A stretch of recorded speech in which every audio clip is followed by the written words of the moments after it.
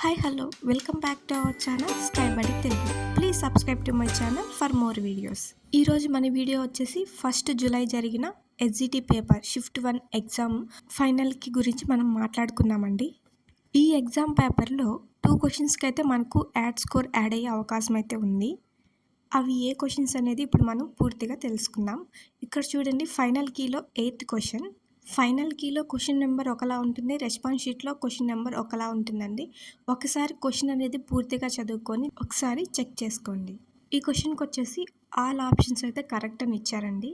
అంటే మీరు ఏ ఆప్షన్ పెట్టున్నా కానీ హాఫ్ మార్క్ అనేది యాడ్ అవుతుంది. మరి ఈ హాఫ్ మార్క్ అనేది అందరికీ యాడ్ అవుతుందా అంటే, ఎవరైతే ఎగ్జామ్లో రాంగ్ ఆన్సర్ పెట్టుంటారో వాళ్ళకైతే ఖచ్చితంగా హాఫ్ మార్క్ అనేది యాడ్ అవుతుందండి. ఎవరైతే ఎగ్జామ్లో రైట్ ఆన్సర్ పెట్టుంటారో వాళ్ళకి యాడ్ అవుతుందా లేదా అంటే, వాళ్ళకి హాఫ్ మార్క్ అనేది వస్తుంది. కానీ వాళ్ళు ఆల్రెడీ రైట్ ఆన్సర్ పెట్టినారు కాబట్టి రెస్పాన్స్ షీట్ వదిలిన తర్వాత దాంతోపాటు మార్క్స్ లెక్కేసుకో ఉంటారు కాబట్టి ఈ హాఫ్ మార్క్ అనేది దాంట్లో కలిసిపోతుంది. ఎవరైతే ముందుగానే ఆన్సర్ అనేది కరెక్ట్గా పెట్టినారో వాళ్ళు ఈ హాఫ్ మార్క్ అనేది మీ మార్క్స్లో కలుపుకోకండి.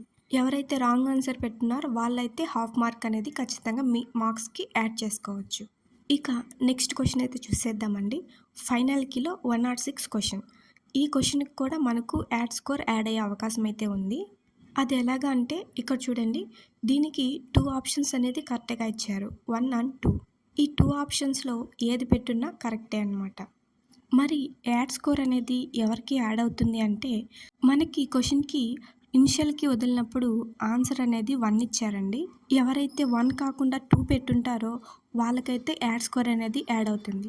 కానీ ఆల్రెడీ 1 పెట్టి కరెక్ట్ అయిన వాళ్ళకైతే వాళ్ళ రెస్పాన్స్ షీట్ వదిలినప్పుడు మార్క్స్ లెక్కేసుకున్నప్పుడు దాంట్లోనే ఈ హాఫ్ మార్క్ అనేది వస్తుంది. సో మీరు ఒకసారి response sheet and final key అనేది టాలీ చేసుకొని మీరు ఏ ఆప్షన్ పెట్టినారనేది ఒకసారి చెక్ చేసుకొని మీకు యాడ్ స్కోర్ యాడ్ అవుతుందా లేదా అనేది చెక్ చేసుకోండి.